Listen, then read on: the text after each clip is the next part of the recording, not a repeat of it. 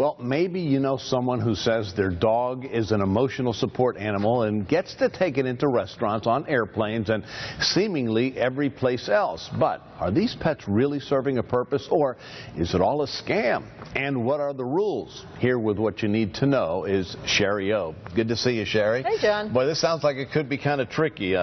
So we've got you here to explain the difference between one of these newer emotional support animals and a good old-fashioned service dog, like maybe a seeing eye dog. Right, right. So the Americans with Disabilities Act actually defines what a service pet is, and it has to be a dog. Now, sometimes miniature horses are actually allowed. Really? But it has to be a working animal that's been specifically trained to specifically benefit an individual with an actual recognized disability. That, in contrast with an emotional support pet or an emotional support animal, which can be any kind of animal. It doesn't have to be a full-time working dog or animal, and it doesn't have to be specifically trained. Wow. So, I mean, any kind of animal will, I mean, you mentioned a horse, a small horse. Snake, emotional support turtle, yeah. That's wild. But, okay, so what laws do apply here?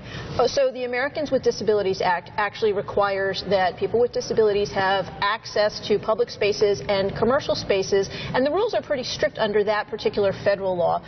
You're not allowed to ask people a question other than, does that animal provide a service, and what has it been trained to do? You can't ask for identifications or letters or specific dog vests or anything like that. The second main federal law is the Fair Housing Act, which says that people with disabilities have to be, can't be discriminated against in housing.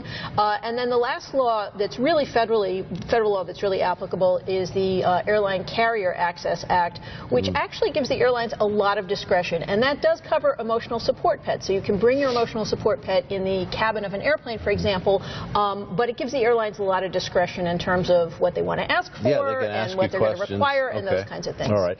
Now, what can someone who has legitimate needs for an emotional support animal do to get certified and make sure that they're not getting scammed? Right. Well, this has become a big thing because oftentimes the airlines, for example, won't charge if your pet is an emotional support pet. So people are trying to get away with that or get away with taking their pet to a hotel. So basically, for an emotional support pet, there is no kind of certification. There are no requirements. There are all these companies on the internet that say they'll certify your pet. They're all completely bogus. Good to know. What you need is an actual letter from the person, the psychiatrist or psychologist whose care you're under, that says that you need this pet as part of your treatment. They're doing a service and you're under their care, and that's all you need for a pet to legally be considered your emotional support pet. Wow, good to know. Sure. All right, Shari O, thank you for being here today. Sure.